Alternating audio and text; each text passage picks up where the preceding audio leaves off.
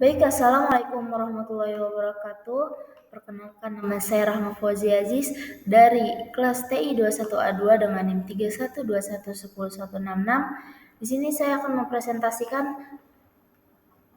seni membujuk dan kredibilitas dengan studi kasus perancangan aplikasi Bookshare dengan dibimbing oleh dosen kami Bapak Sugeng Budianti Raharjo, STMM, dengan mata kuliah Public Speaking.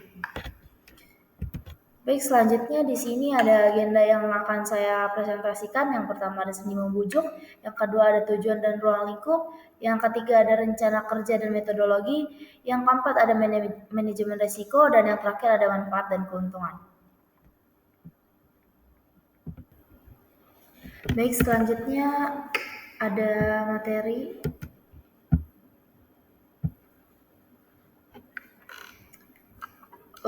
Kemampuan untuk mempengaruhi atau meyakinkan orang lain untuk mengambil tindakan, ide, atau pandangan tertentu dikenal sebagai seni membujuk.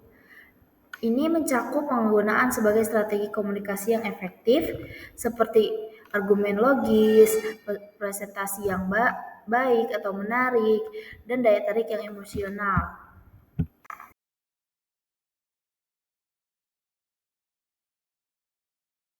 Selamat pagi Bapak Krisna, senang bisa bertemu kembali hari ini.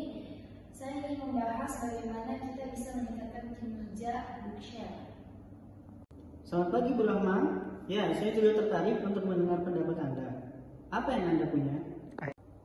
Baik, di sini saya ingin menekankan bahwa dengan latar belakang dalam konsultasi efisien operasional dan pengalaman pelanggan, saya yakin kita bisa mencapai hasil dan signifikan untuk Bookshare.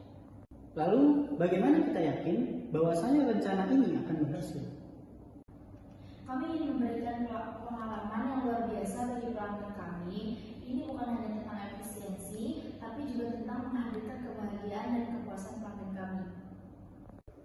Oke, saya mulai lihat gambaran besar dari rencana ini. Baik, selanjutnya itu ada tujuan dan ruang lingkup proyek. Yang pertama, memahami fungsional, itu mengidentifikasikan dan menganalisis fitur-fitur utama dari aplikasi Bookshare, termasuk bagaimana aplikasi ini bekerja dan apa saja yang ditawarkan kepada pengguna. Yang kedua itu ada evaluasi pengguna, menilai pengalaman pengguna dan kepuasan pengguna dengan aplikasi ini, serta dampaknya terhadap pembaca dengan disabilitas.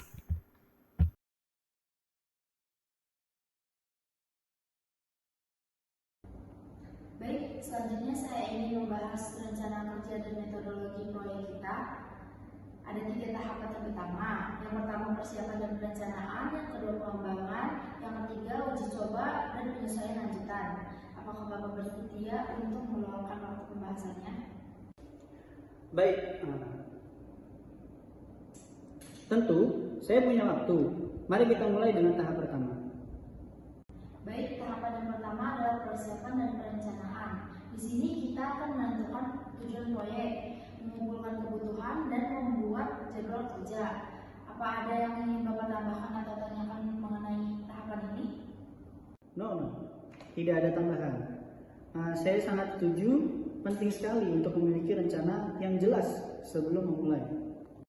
Baik, tahapan kedua adalah pengembangan. Ini termasuk desain, sistem, codingan, dan integrasi. Tim kami akan bekerja untuk memastikan semua fitur sesuai dengan kebutuhan Bapak. Bagaimana pendapat Bapak tentang tahapan ini? Kedengarannya bagus. Saya hanya ingin memastikan bahwasanya ada komunikasi yang baik selama proses ini. Jadi, kita bisa melakukan penyesuaian jika diperlukan.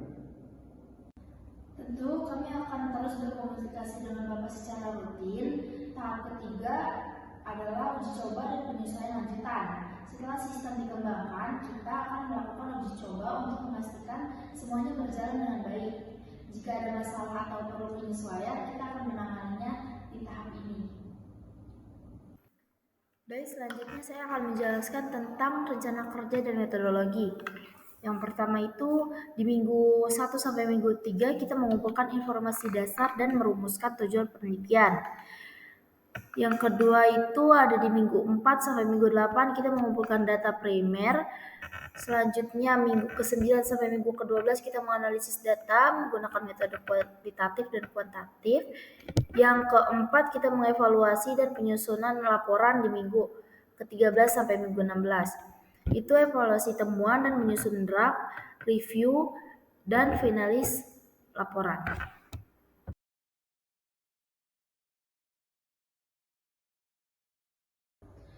Baik, pertama-tama marilah kita bahas tentang persiapan dan rencana. Tahap ini akan melibatkan pengumpulan informasi tentang kebutuhan proyek seperti fitur yang diinginkan, target pasar, dan persyaratan teknis. Selain itu juga kami akan membuat rencana proyek yang mencakup jadwal waktu, alokasi sumber daya, dan anggaran biaya.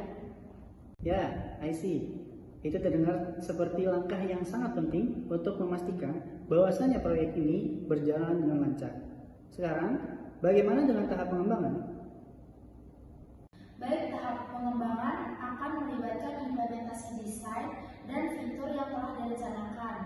Tim pengembangan akan bekerja untuk membangun platform Bookshare sesuai dengan spesifikasi yang telah ditetapkan. Kami akan memastikan bahwa setiap tahap pengembangan dilakukan dengan teliti dan sesuai dengan standar terbaik untuk industri. Bagus, saya sangat senang mendengarnya. Dan bagaimana dengan tahap uji coba dan lanjutan penyesuaian? Baik, tahap ini sangat penting untuk memastikan bahwa platform Bookshare berfungsi dengan baik sebelum diluncurkan ke publik.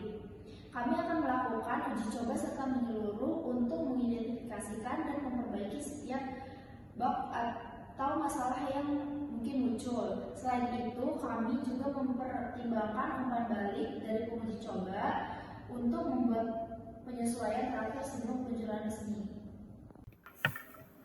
Baik, yang selanjutnya ada manajemen resiko. Manajemen resiko adalah kunci untuk keberlanjutan dan kesuksesan dalam aplikasi Bookshare ini. Mengelola resiko secara proaktif dan membantu meminimalkan dampak negatif dan memastikan aplikasi tetap relevan dan efektif.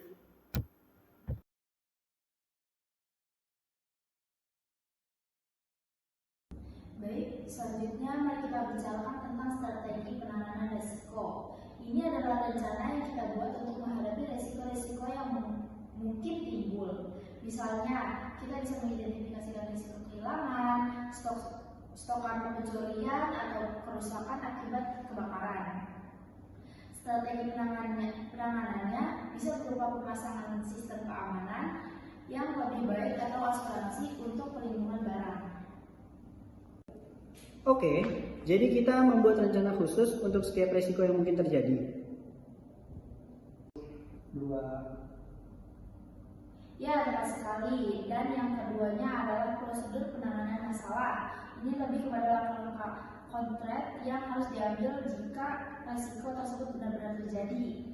Misalnya, jika ada pencurian, kita punya prosedur untuk melaporkannya ke polisi dan mengajukan klaim asuransi. Baik, di materi terakhir ini saya akan menjelaskan manfaat dan keuntungan. Yang pertama ada aksesibilitas, yaitu kemudahan akses, menyediakan akses literatus bagi individu dan disabilitas seperti tunanetra dan disleksia. Yang kedua ada efisiensi, itu penyiapan dan pengelolaan efisiensi itu waktu dan biaya, mengurangi waktu dan biaya yang diperlukan untuk mendapatkan buku fisik khusus. Yang terakhir itu ada jangkauan dan koneksivitas global. Itu akses tanpa batas, memungkinkan pengguna di seluruh dunia untuk mengakses koneksi buku secara online.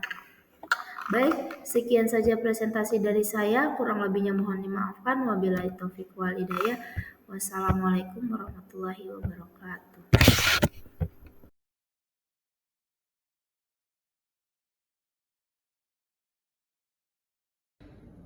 Baik, yang pertama, aksesibilitas akan memungkinkan pelanggan untuk memudahkan mengakses platform dari kami dari berbagai perangkat, meningkatkan kenyamanan dan kepuasan mereka.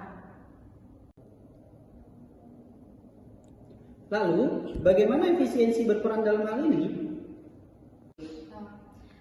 Baik, dengan meningkatkan efisiensi proses internal, kami dapat memberikan layanan yang lebih lebih cepat dan akurat kepada pelanggan, meningkatkan pengalaman mereka dan mengurangi biaya operasional secara keseluruhan. Saya melihat nilainya. Bagaimana dengan jangkauan global?